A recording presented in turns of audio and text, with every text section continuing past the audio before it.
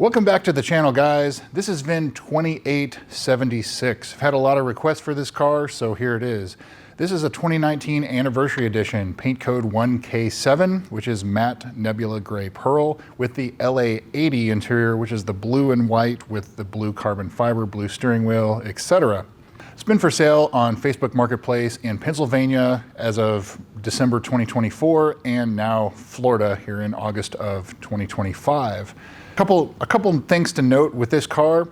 So there were 101 anniversary editions, actually 100 plus one pre-production car, and this is the second to last anniversary edition for the US market.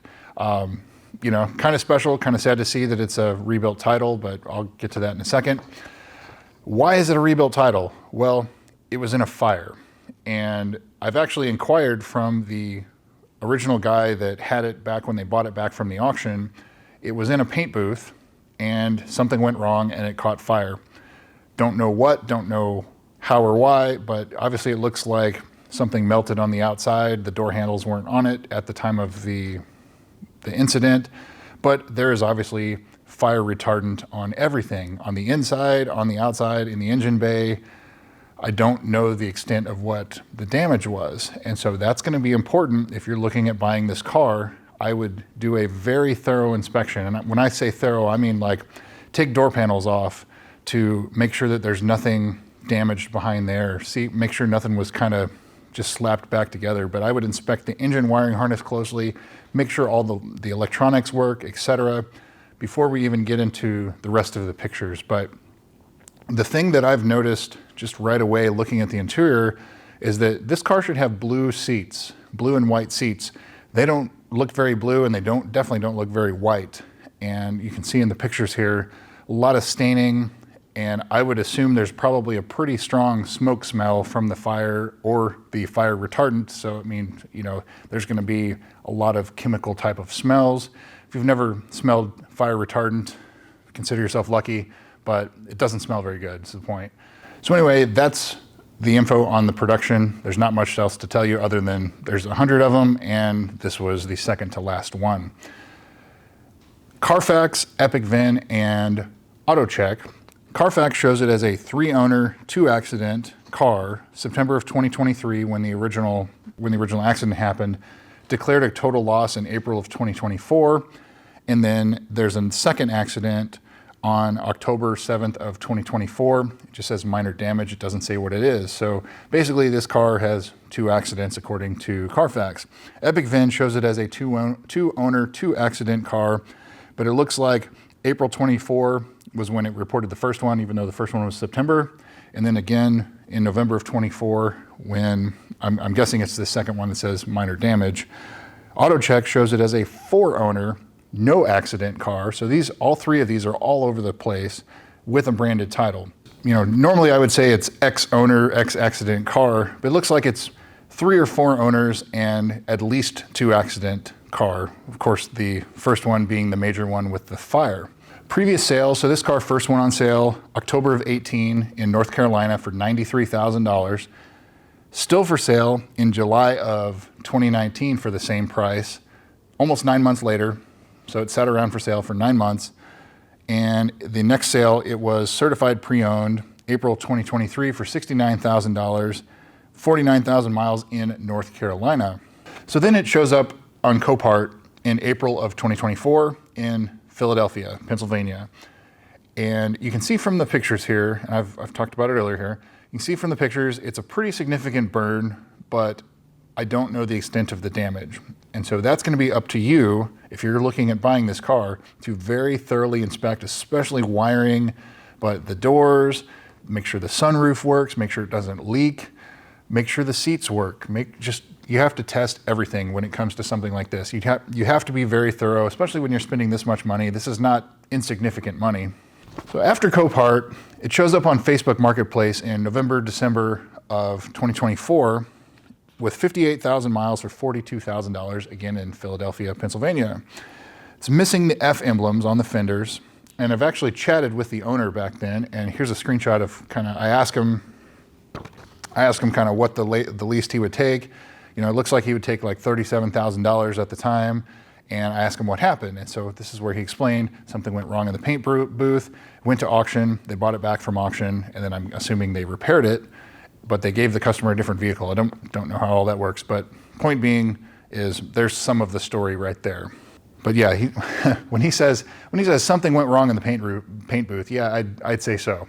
So, and then it pops up here in July, August of 2025 for sale for $42,000 with 61,000 miles. And now it's got some Volk wheels on it, some pretty nice, not inexpensive wheels, or $39,000 with the OEM wheels, which is probably the way I would have it. So as far as pricing goes, there's not a whole lot of 2019, 2020 rebuilt title cars out there to gauge. If this was a 16 or 17, you've heard me talk about probably $28,000 to $32,000. So this being a little bit newer, I think $35,000 is probably closer to where the market is for this.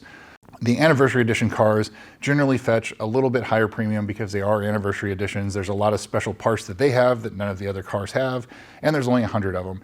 Not the rarest color. It's the fourth rarest. You have flare yellow, molten pearl, and then smoky granite mica until you have the matte nebula gray pearl. So as far as rarity, it is still special. It does command a little bit of a premium, so you have to expect that, but the rebuilt title, of course, does hurt the value.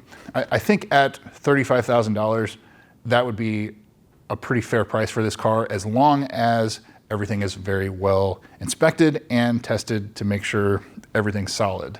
It is about a year or so since it's had a rebuilt title, so that should be plenty of time for things to get settled in, tested, make sure it still works. But again, that's going to be on you to make sure everything is thoroughly inspected.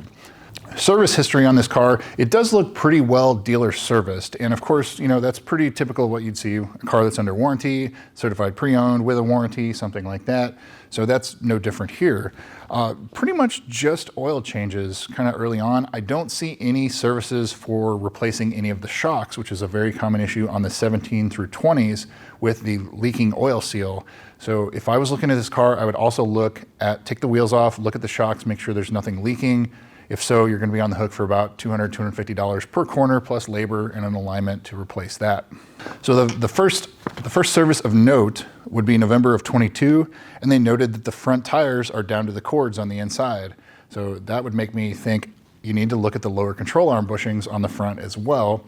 They did replace the tires, and they did note that it needs brakes. And it looks like the very next service, they were doing a certified pre-owned prep. So there was a lot of money that the dealer put into, and it looks like they replaced the brakes, 49,000 miles, windshield replacement, paint touch-ups, PDR, passenger dash was repaired, left front and left rear wheels were repaired, and basically what you would typically expect for prepping a car for certified pre-owned, basically getting it back to close as new as possible by the Lexus dealer, and so that's what they did. So that was March of 2023 with 49,000 miles. So just over 10,000 miles ago is when all this was done. And you fast forward to February of 2025, and it looks like somebody's probably doing a pre-purchase inspection.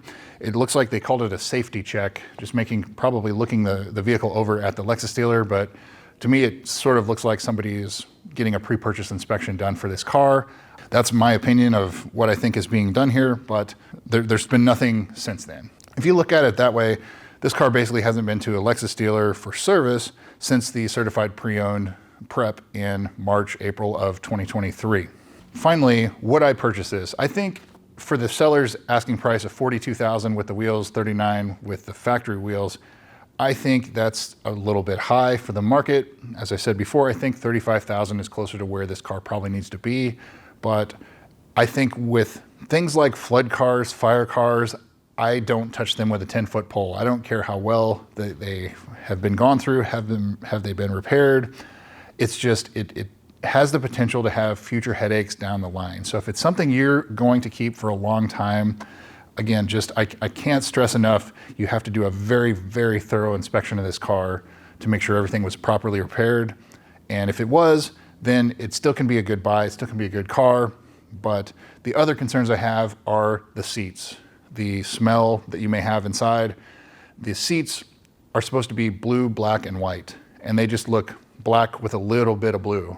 And so I think that if you were to replace those, I'll give you an example, the seat bottom and the seat back, Each piece is about $1,300. So you're talking about almost $5,000 to replace the front seat covers, not even the seats, just the covers, the bottom and the back.